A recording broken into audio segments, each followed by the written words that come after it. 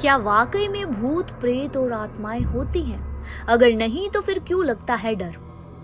आज हम इस सदी में जी रहे हैं जहां युग तकनीक, शोध और आविष्कार का दौर चल रहा है। लोग धरती से चांद और ग्रहों में पहुंच रहे हैं, लेकिन काला जादू, भूत प्रेत और आत्मा पुनर्जन्म को मानने वाले लोग आज भी हैं। आज भी ऐसे कई लोग हैं जो भूत प्रेत, चुड़ैल, आत्मा के नाम से डर जाते हैं। भारत में आपको ऐसी कई जगहें मिल जाएंगी जहां भूत प्रेत भगाने या फिर जादू टोना करने की बात कहीं की जाती है। कई बाबा तो टीवी पर लाइव टेलीकास्ट के दौरान भूत भगा देने का दावा भी करते हैं। लेकिन असल सवाल ये है कि क्या सच में भूत प्रेत होते हैं? 1450 से लेकर 1750 ईस्वी के समय भूत प्रेत, आत्मा और चुड़ैल होने का बहुत बोलबाला हुआ करता था। और जब भी शहर या गांव में कोई रोग फैलता, अचानक मौतें होने लगती, फसल खराब होती, मवेशी मारे जाते या फिर व्यापार में घाटा होता, तो इसे भूत प्रेत या चुड़ैलों का नाम दिया जाता।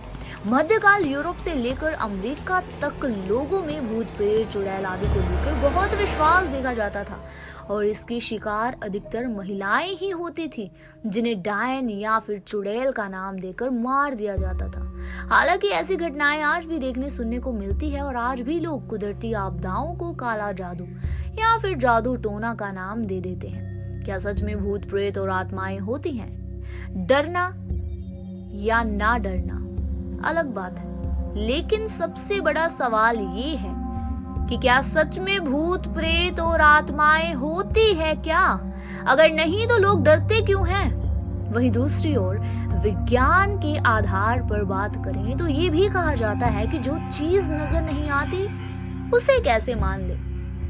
और भूत प्रेत और आत्माएं होती हैं या नहीं, फिर लोग अंधविश्वासी हैं या नहीं, इसके पीछे अलग अलग देशों के सांस्कृतिक, सामाजिक, मनोवैज्ञानिक और आर्थिक कारण हो सकते हैं। इसी बीच अगर हम बात करें कौन से देशों में काला जादू बहुत ज्यादा फेमस है, तो नंबर 1 पर आता है कैटेमाको, मैक्सिको।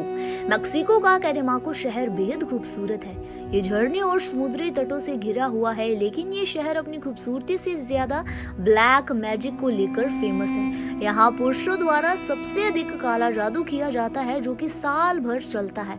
आपको ये जानकर हैरानी होगी, यहाँ ब्लैक मैजिक कोई गरीब संत, बाबा या फिर आम इंसान नहीं, बल्कि बड़े बड़े मेयर्स करते हैं। नंबर 2 पर आता है new Orleans, USA. New Orleans को अमेरिका में काला जादू का केंद्र माना जाता है। दरअसल पुराने समय में यहाँ मैरी लावेयू नाम की महिला थी, जो कि लोगों को काला जादू करने में मदद किया करती थी। आज भी लोग उनसे मदद की उम्मीद रखते हैं और इस कारण उसके कब्र पर एक्स लिखकर चले जाते हैं। नंबर 3 पर आता है हार्स पर्वत, उत्तरी जर्मनी। उत्तरी जर्मनी के हार्स पर्वत की सबसे ऊंची चोटी जादू टूना के लिए काफी फेमस है। लोगों का ये कहना है कि यहाँ काला जादू प्राचीन सेक्सन भगवान वोडेन के बलिदान के साथ जुड़ा हुआ है। इतना ही नहीं, लोग को ये भी लगता है कि हर साल 30 अप्रैल के दिन इस चोटी पर चुड़ैलें आती हैं। नंबर 4 पर आता है फिलीपींस। फिलीपींस शहर को भी काला जादू या फिर जादू टूनों के लिए जाना जाता है। हालांकि यहाँ ब्लैक मैजिक अच्छे और बुरे दोनों के लिए किया जाता है और इस देश में लोग जादू टूने को कुलम भी कहते हैं।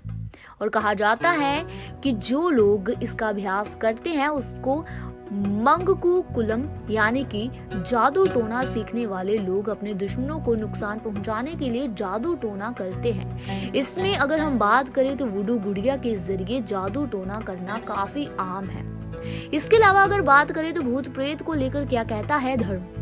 भूत प्रेतों और आत्माओं में विश्वास करना पीढ़ियों से लोगों के दिमाग में गहराई से बसा हुआ है, जो कि आधुनिक और वैज्ञानिक युग में भी जारी है। सनातन धर्म के अनुसार भूत प्रेत और आत्माएं आदि को लोक कथा और संस्कृति में अलौकिक प्राणी बताया गया है, जो कि किसी मृतक की आत्मा से बनता है।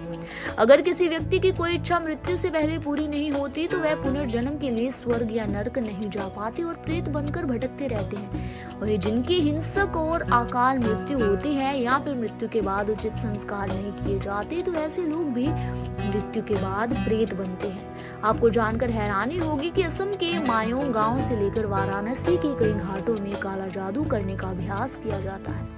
इसीलिए अक्सर कुछ लोग भारत में रहने वाले लोगों को पाखंडी और अंधविश्वासी भी कह देते हैं। लेकिन केवल भारत ही नहीं बल्कि विदेशों में भी लोग भूत प्रेत होने की बात को सच मानते हैं, जो कि हमने आपको इस वीडियो में बता दिया है।